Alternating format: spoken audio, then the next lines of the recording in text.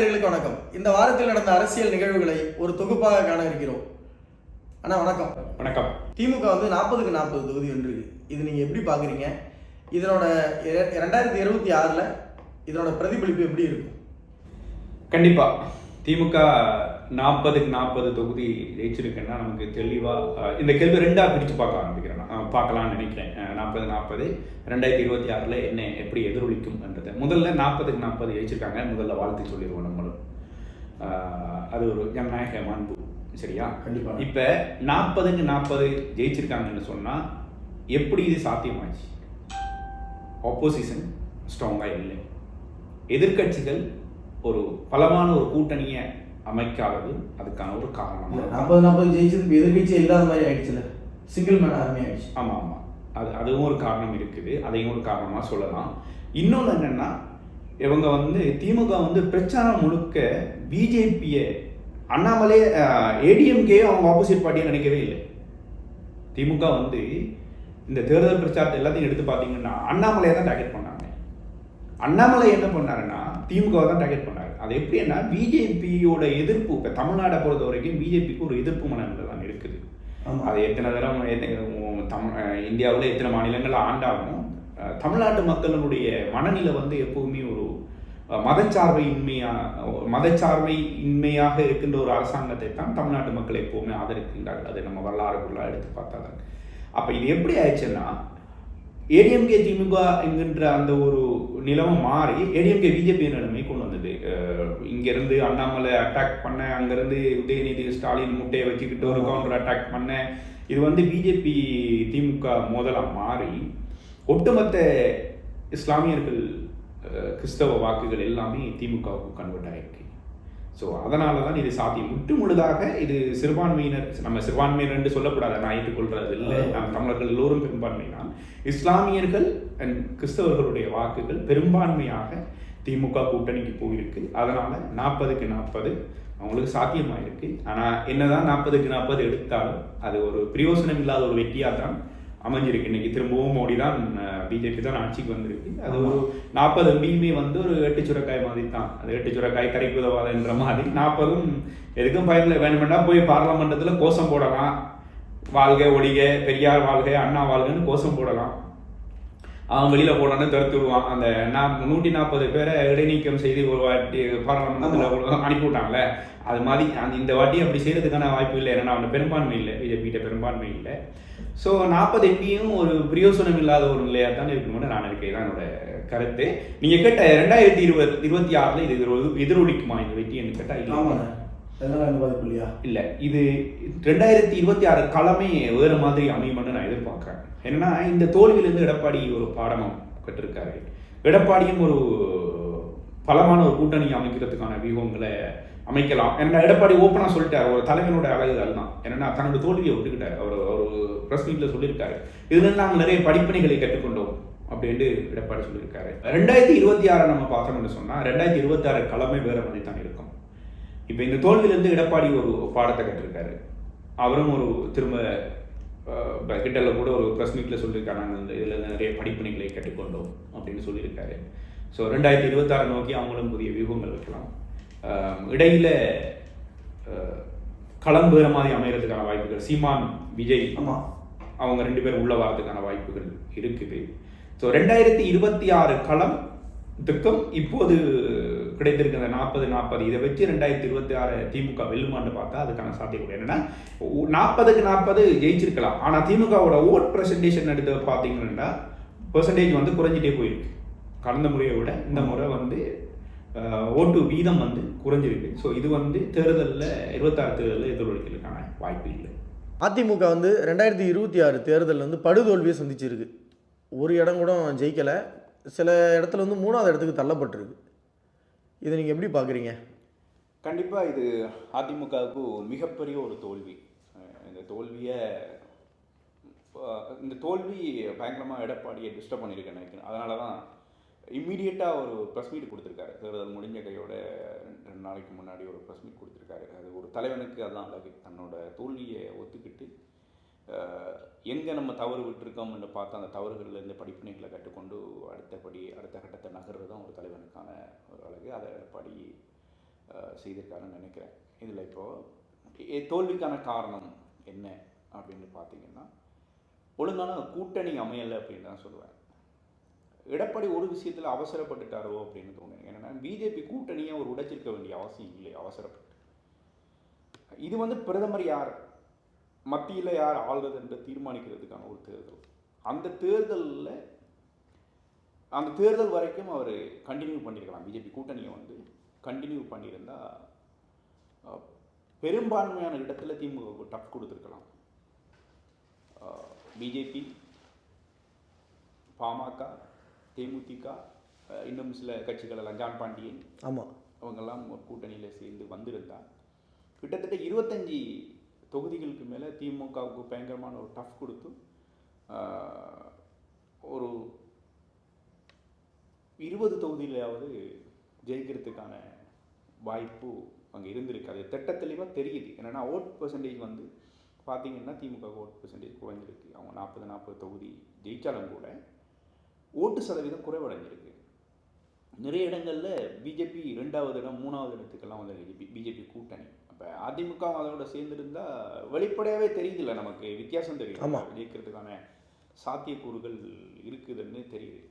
அதுதான் சொல்கிறேன், அவர் அவசரப்பட்டு இந்த கூட்டணியை முறிக்காமல் இருக்கு பிஜேபியோட தொடர்ந்து இருக்கலாம். அவர் என்ன அவசரப்பட்டு என்ன பண்ணிட்டாருன்னா, 2026 மைண்டில் வச்சுட்டு 2026 நம்ம பிஜேபி கூட இருந்தோம்னா நம்ம படுதோல்வி அடைஞ்சிருவோன்ற ஒரு பயத்திலேயே கூட்டணியை உடைச்சிட்டு வந்துட்டாரு. 2026 பிஜேபியோட கூட்டணிக்கு போனால் கண்டிப்பாக தோல்வி தான் எடப்பாடிக்கு. திரும்பவும் தோல்வி தான். அது மாற்றுக்கிறதே இல்லை. ஆனால் இது வரைக்கும் அவர் எடப்பாடி பழனிசாமி தான் சொல்லிட்டாரு தெளிவாக, ஒரு நிலைப்பாட்டில் தான் முடிவெடுத்திருக்கேன், இனிமேல் கூட்டணி கிடையாதுன்ட்டாரு.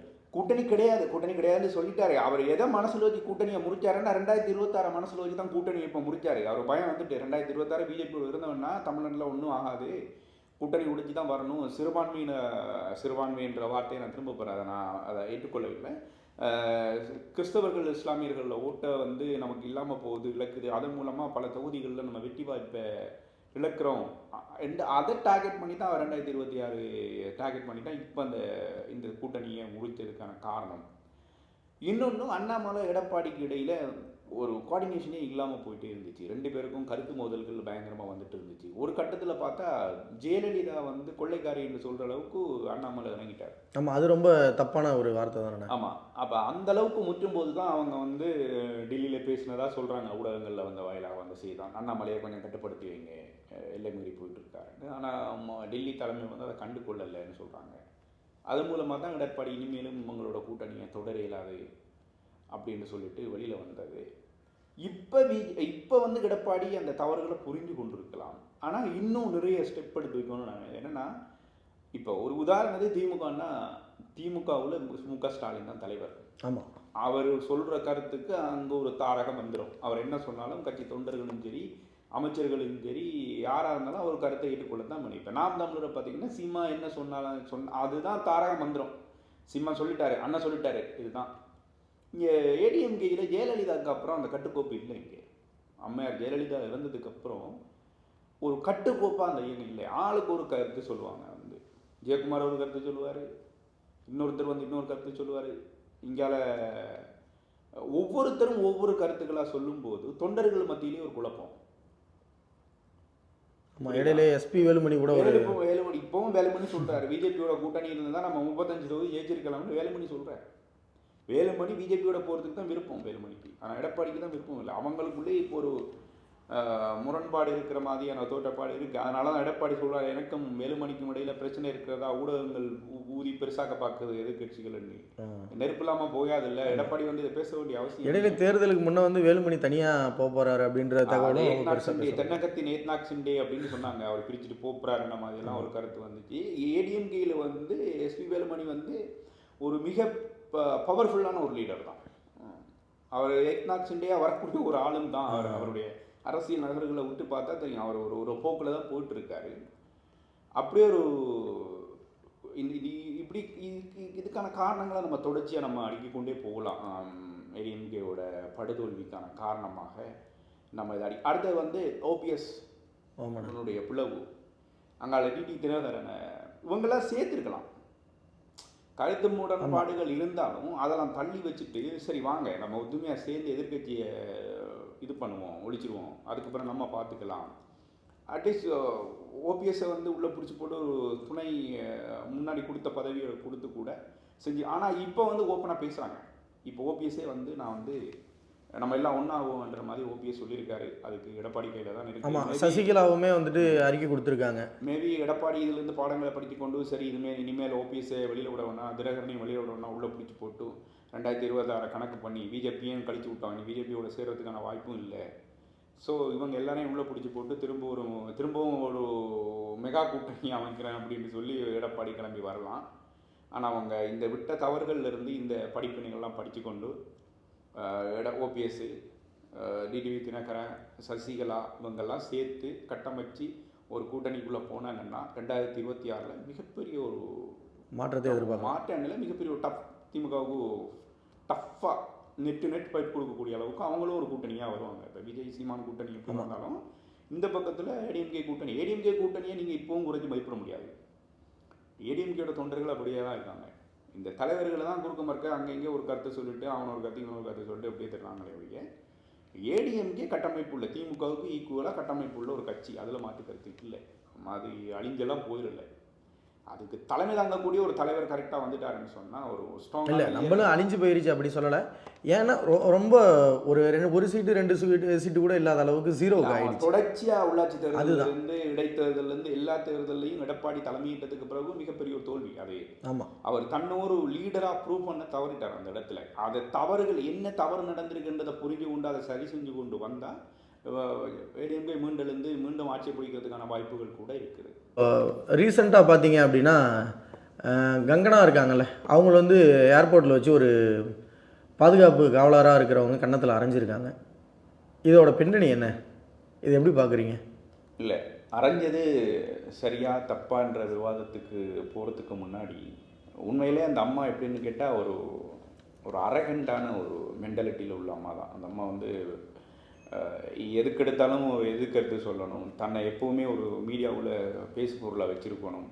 ஆமாம், எல்லாத்துலேயும் ட்விட் பண்ணுறதுலேருந்து சோசியல் மீடியாவில் கொஞ்சம் ஆக்டிவாக இருப்பா. தன்னை வந்து எங்கேயுமே முன்னிலைப்படுத்தணும், தனக்கு பேசு பொருளாக இருக்கணும். அந்த இப்போ கிட்டலில் கூட சென்ட்ரல் கவர்மெண்ட் வந்து Z+ பாதுகாப்பு ஏதோ பாதுகாப்பெல்லாம் கொடுத்துருந்தாங்க. அந்த அம்மாவுக்கு ஏதோ அச்சுறுத்தல் இருக்குது அப்படின்னு சொல்லி அந்த அம்மா அப்படிப்பட்ட ஒரு அம்மா தான். ஆனால் இதில் வந்து அந்த எதுக்காக அந்த நடிகையை தாக்குறாங்கன்னு சொன்னால், அவள் இப்போ வந்து பாரதிய ஜனதா கட்சியில் இமாச்சல் பிரதேசத்தில் போட்டியிட்டு எம்பியாக தெரிவு செய்யப்பட்டிருக்கா. அந்த எம்பியாக பதவியேற்பு விழாவில் டெல்லியில் கலந்து கொள்றதுக்காக ஏர்போர்ட்டில் வரும்போது தான் ஏர்போர்ட்டில் பாதுகாப்பு அதிகாரியாக இருந்த ஒரு பெண்ணை தான் அவள் தாக்கியிருக்காங்க. அது என்னென்னு கேட்டால், அவங்க ஏர்போர்ட் வாரத்துக்கு முன்னாடி ஒரு ப்ரெஸ் மீட் கொடுத்துருக்கா.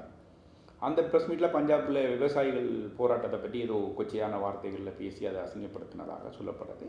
அந்த போராட்டத்தில் இந்த காவலருடைய தாயும் அக்காவும் சகோதரியும் கலந்து கொண்டதாகவும் அவங்கள பற்றி இழிவாக பேசுனதை என்னால் பொறுத்து கொள்ள முடியலை, அதனால தான் நான் கன்னத்தில் அடித்தேன் அப்படின்ற மாதிரி ஒரு ஸ்டேட்மெண்ட் அந்த காவலர் வெளியில் வந்து கொடுத்துருக்காங்க. அடிச்சுட்டு இம்மீடியட்டாக வெளியில் வந்து ப்ரெஸ் மீட்டை பார்த்து அவங்க கூட அது எனக்கு என்னமோ அது ஒரு செட்டிங், அந்த திட்டமிட்டு செய்யப்பட்ட ஒரு விஷயம் மாதிரி தான் தெரியுது. என்னென்னா அடிச்சுட்டு அந்த பொண்ணு அங்கேருந்து அந்த காவலர் வெளியில் வந்து ப்ரெஸ் மீட்டை தான் பார்க்குறேன், சத்தம் போட்டு வெளிப்படையாக சொல்கிறேன் இதனால தான் நான் நடிச்சேன்னா அது திட்டமிட்டு அது பிளான் பண்ணி தான் அது செய்த மாதிரி இருக்குது. இதை நம்ம ஏற்றுக்கொள்ள இல்லை. பிளான் பண்ணினா இப்போ கங்கனாவும் அந்த பொண்ணும் பிளான் பண்ணி பண்ணதா இல்லை இல்லை இந்த பொண்ணும் பிளான் பண்ணி யாரோ பிளான் பண்ணி கிடைச்ச மாதிரி தான் நினைக்கிறேன். ஏன்னா அடிச்சுட்டு ப்ரெஸ் மீட்டை தான் பார்த்து அந்த பொண்ணு வந்து சொல்லி ஏதோ இருக்கிற மாதிரி தான் நமக்கு தெரியுது. ஆனால் வெளிப்படையாக சொன்ன விஷயம் இதுதான். அந்த அம்மா அவங்களுடைய அம்மாவையும் சகோதரியும் பற்றி அந்த போராட்டத்தை பற்றி கொச்சையாக பேசினா, அந்த போராட்டத்தில் என்னுடைய தாயும் சகோதரியும் கலந்து கொண்டிருந்தாங்க, அதனால் நான் அடிச்சேன். ஆனால் இதை நம்ம ஏற்றுக்கொள்ள முடியாது, எந்த ஒரு வன்முறையையும் நாங்கள் ஏற்றுக்கொள்ள முடியாது. அதை விட ஒரு பிரபலமான ஒரு நடிகை, அவள் எப்படி இருக்கான்றது வேறு விஷயம்.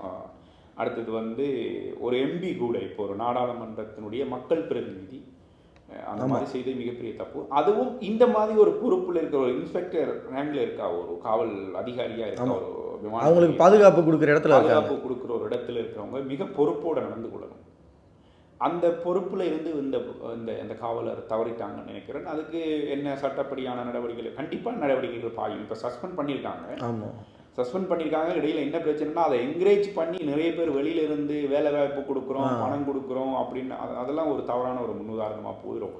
இப்போ ஒரு எம்பிக்கே பாதுகாப்பு இல்லைங்கிற நிலைமையும், பாதுகாப்பு கொடுக்க வேண்டிய இடத்துல இருக்கிறவங்களே இதை செய்கிறாங்கன்னும் போது அதை யாராலும் ஏற்றுக்கொள்ள முடியாது, தவிர்க்கப்பட்டிருக்க வேண்டிய ஒரு விடயம். ஆனால் இப்போ அடுத்து 2026 தேர்தல் காலம் வந்துட்டு கொஞ்சம் மாறுபட்டு இருக்கும், விஜய் அரசியலுக்கு வந்துட்டார் அப்படின்னு சொன்னீங்க. இப்போது நாம் தமிழர் கட்சி வந்துட்டு விஜய் வாழ்த்துக்கள்லாம் தெரிவிக்கிறாரு. அப்போது இவங்களோட கூட்டணி எப்படி இருக்கும், இதனோட நிலைப்பாடு என்ன? நாம் தமிழர் கட்சி 11% வாக்கு எதிர்பார்த்தாங்க, ஆனால் 8 சம்திங் தான் வாங்கியிருக்காங்க. கூட்டணி சாத்தியக்கூறுகள் எப்படி இருக்கும்?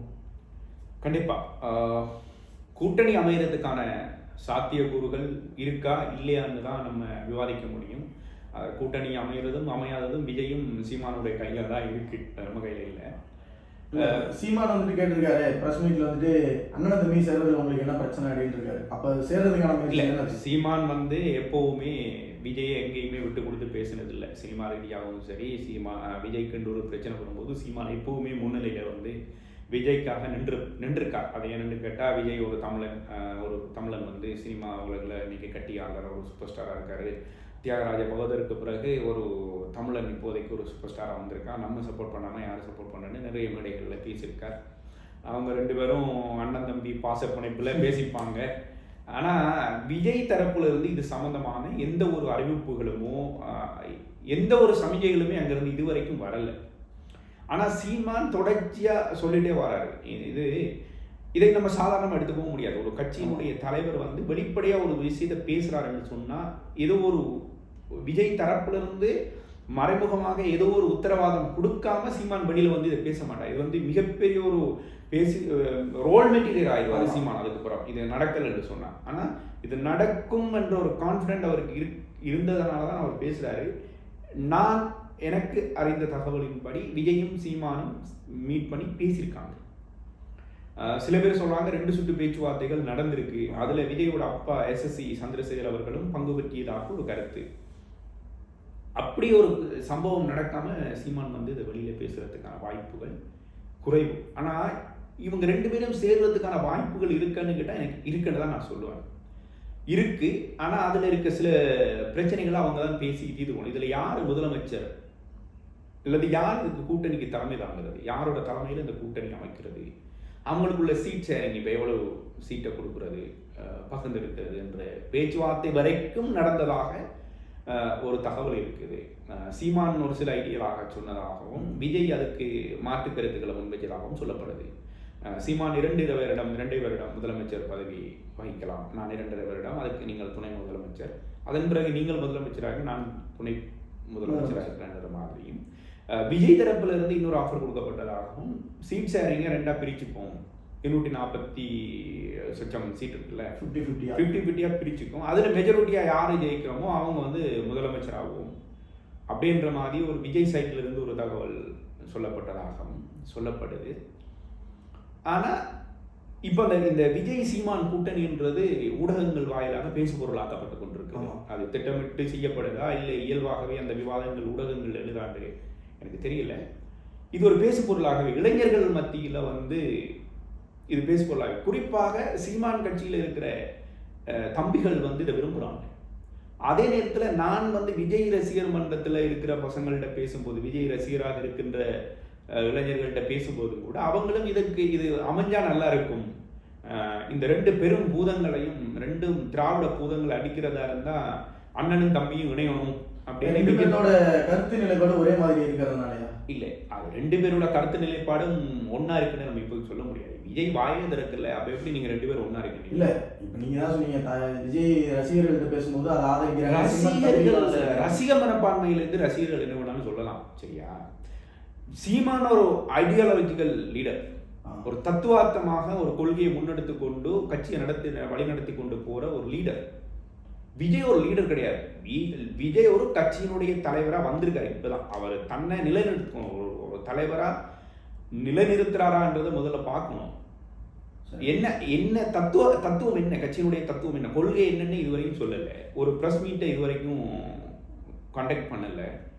வெறும் வாழ்த்து செய்தியும் ஊடகங்கள் அறிக்கையும் மட்டும் விட்டு இப்பதான் ஆரம்பிச்சிருக்காங்க. இனிமேதான் கொஞ்சம் கொஞ்சமா சொல்லுவாங்க. கட்சி ஆரம்பிச்சதே என்னோட கருத்துப்படி பார்க்க போனா அவர் வந்து ஊடக மாநாட்டை நடத்தி ஊடகவியலாளர்கள் மத்தியில வந்து தன்னுடைய கட்சியினுடைய பேரை அறிவிச்சிருக்கணும். ஒரு லெட்டர் பெட்ல வந்து எழுதி தாவாக்கான்னு சொல்லி வெளியிட்டா அது எப்படி இருக்கும், அது எப்படி நடைமுறைக்கு சாத்தியம்? விஜய் சொல்றாங்க ரொம்ப சாஃப்டான ஆள், அப்போ எப்படி இதை ஹேண்டில் பண்ண போகிறாருன்னு எனக்கு தெரியல. அப்போ சீமானையும் விஜயையும் நேர்கோட்டில் வச்சு ஒப்புறதே தவறு. அதை நான் ஏற்றுக்கொள்ளவே மாட்டேன். சீமான் கருத்தியல் ரீதியாக தமிழ்நாட்டு மக்களினுடைய பலதட்டப்பட்ட பிரச்சனைகளுக்காக களத்தில் நின்றிருக்கார். தொடர்ச்சியாக ஒடுக்கப்பட்ட மக்களின் குரலாக சீமான் பல இடங்களில் ஒழிச்சிருக்கார். நிறைய போராட்டங்கள் நடத்திருக்கார். விஜயும் வந்திருக்கார், களத்துக்கு வந்திருக்கார், இல்லைன்னு சொல்லலை. நம்ம பல இடங்களில் விஜய் வந்து நின்று தூத்துக்குடி சம்பவமாக இருக்கட்டும், ஜல்லிக்கட்டு, நிறைய விடயங்களை நாங்கள் எடுத்து சொல்லலாம். இப்போ வெள்ள நிவாரணம் களத்தில் இறங்கி செய்திருக்கார், மாணவர்களுக்கு உதவி பண்ண, அந்த மாதிரி விஷயங்களை சொல்லலாம். ஆனால் இங்கே பிரச்சனைகள் என்று வரும்போது அடித்தட்டு மக்களுடைய பிரச்சனைகள் களத்தில் இருந்து விஜய் போராடி இருக்காரா? மக்களோட மக்களான்னு கேட்டால் இல்லை. அவர் மக்கள் தலைவர் போராடி இருக்காரான்னு கேட்டால் இது வரைக்கும் அவர் நடிகர். இனிமேல் தான் அரசியலுக்கு வர போறாரு. இப்போதான் அறிவிச்சிருக்காரு. அதுக்கான முன்னேற்பாடுகள் போயிட்டு இருக்கு. இப்போ வழக்கறிஞர் பாசறை வந்து உருவாக்கிட்டாங்க. அது மாதிரி இனி அடுத்தடுத்து பாசறைகள் உருவாக்குவாங்க. நான் சொல்றேன், இப்படி ஒவ்வொரு பாசறைகளையும் வச்சு கட்சி நடத்த முடியாது, கம்பெனி நடத்தலாம். ஒரு மேனேஜ்மெண்ட்டை போட்டு கம்பெனி நடத்தலாம். மக்கள் மனசு அறியணும். மக்களுடைய மனதில் என்ன இருக்கு, மக்களுடைய மனதோட்டம் என்னவா இருக்குன்றத களத்தில் அவங்க தான் புரிஞ்சு கொள்ளணும். ஒரு தலைவன் மக்களோட மக்களாக கலந்து பேசி, இன்னைக்கு ஸ்டாலின் இவ்வளவு பெரிய ஒரு முதலமைச்சராக இருக்கார். தேர்தல் பிரச்சாரத்தில் கடந்த முறை ஆட்சியை பிடிக்கும் போது ஸ்டாலின் திருவா நடந்தார். ஏன்? ஓட்டு வேணும். மக்களுடைய மனநிலை அறியணும். மக்கள் மனதில் போய் உட்காரணும். வெறுமனை ஊடகத்தை நம்பி ஊடகத்தில் அறிக்கை விட்டு கொண்டு லெட்டர் பேட்டில் எழுதி போட்டு கொண்டு இருந்து ஒரு கட்சியை வழிநடத்த முடியாது. அதுவும் ஒரு நடிகராக இருந்து கொண்டு ரசிகர் மன்றத்தை வச்சு கட்சி நடத்துறது சாதாரண. ரசிகன் வேற, கட்சியினுடைய தொண்டன் வேற. இவர்கிட்ட இருக்கிறது இப்போ தொண்டன் இல்லை, ரசிகர்களை முதல்ல ஒரு தொண்டர்களாக மாற்றணும். தன்னுடைய கொள்கை என்னன்னு சொல்லணும், மக்களுக்கு என்ன செய்ய போறோம்னு சொல்லணும். அப்படியெல்லாம் சொல்லாமலுக்கு லெட்டர் பேட்டில் அறிக்கை விட்டு கொண்டு இருக்கிறவரையும் சீமானையும் வச்சு நம்ம ஒப்பிட்டு பேச முடியாது. ஆனால் விஜய் பின்னாடி ஒரு இளைஞர் சக்தி இருக்கு, சீமானும் பின்னாடியும் ஒரு இளைஞர் சக்தி இருக்கு. இந்த சக்திகள் ஒன்று சேர்ந்தால் ஒரு மாற்றத்தை கொண்டு வர முடியும். 2 இளைஞர்கள் நம்புறாங்க. ஆனால் நானும் நம்புறேன் அதை. ஒரு மாற்றத்தை இந்த 2 திராவிட கட்சிகளுக்கும் மாற்றாக ஒரு புதிய மாற்றம் வேண்டும் என்று இளைஞர்கள் விரும்புகிறார்கள், தமிழ்நாட்டு மக்களும் விரும்புகிறார்கள். அதுக்கு தகுதியான ஒரு தலைமை இல்லையோ, அது வெற்றிடமாக இருந்து சீமான் இருக்கலாம், திருமாவளவன் இருக்கலாம். திருமாவளவன் திமுக கூட்டணியில் இருக்கிறார். இன்றைக்கு திருமாவளவன் சீமான் செய்த வேலையை திருமாவளவன் தனியாக வந்து செஞ்சிருந்தால் அது ஒரு மாற்றமாக உருவாகி இருக்கலாம். ஆனால் திருமாவளவன் அவர்கள் 2 சீட்டுக்கு அங்கே அடங்கி போயிட்டார். அப்படி இதுக்கான ஒரு தலைமைக்கான வெற்றிடம் இருப்பதாகத்தான் அறியப்படுது. ரஜினி வாரதா இருந்துச்சு, ரஜினியும் வரல.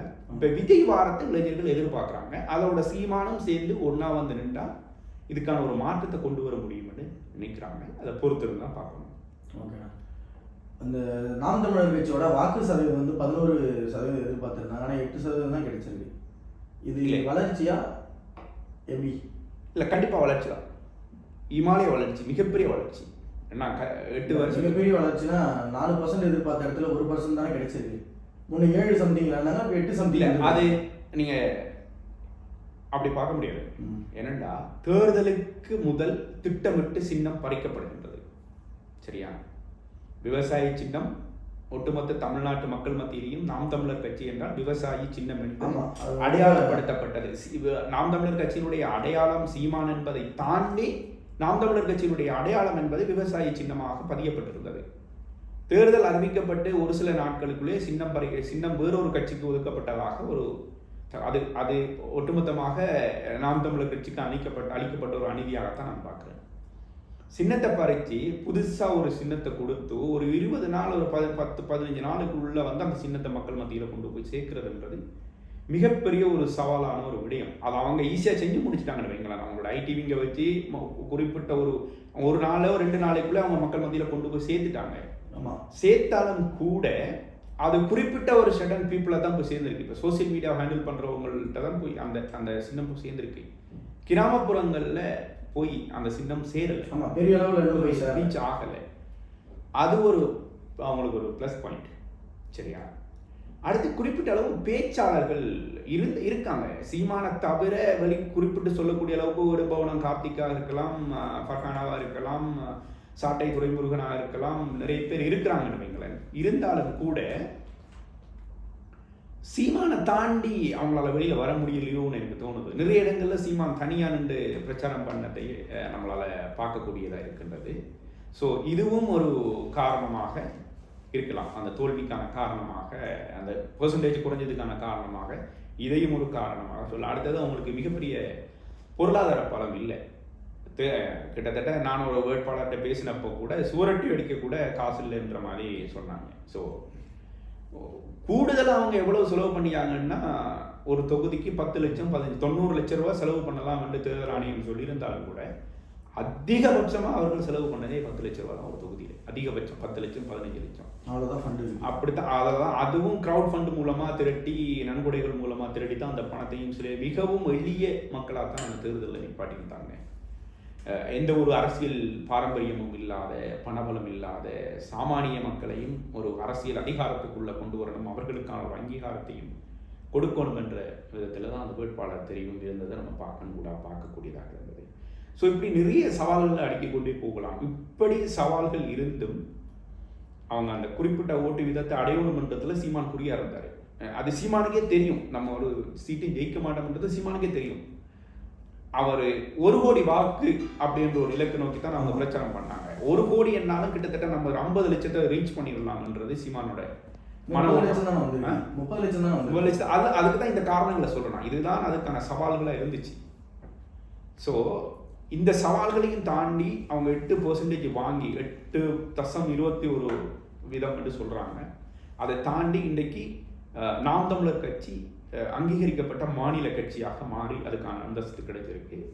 அதில் மிகப்பெரிய ஒரு சாதனையை நாம் தமிழர் நிகழ்த்தி காட்டியிருக்காங்க. இதுக்கு முழுக்க சீமான் அவருடைய உழைப்பும் அவருடைய தம்பிகள் களமாடிய விதமும் தான் இதை குறுகிய காலத்துக்குள்ளே அந்த சின்னத்தை கொண்டு போய் சேர்த்து அவங்கள இது அந்த நிலைக்கு கொண்டு வந்து விட்டுருக்கு. அது உண்மையிலேயே அவங்களுக்கு வளர்ச்சி தான், அது தோல்வியே கிடையாது. நாம் தமிழரை பொறுத்த வரைக்கும் 1லேருந்து இங்கே 8க்கு வந்திருக்காங்க இந்த குறிப்பிட்ட ஒரு காலப்பகுதிக்குள்ளே.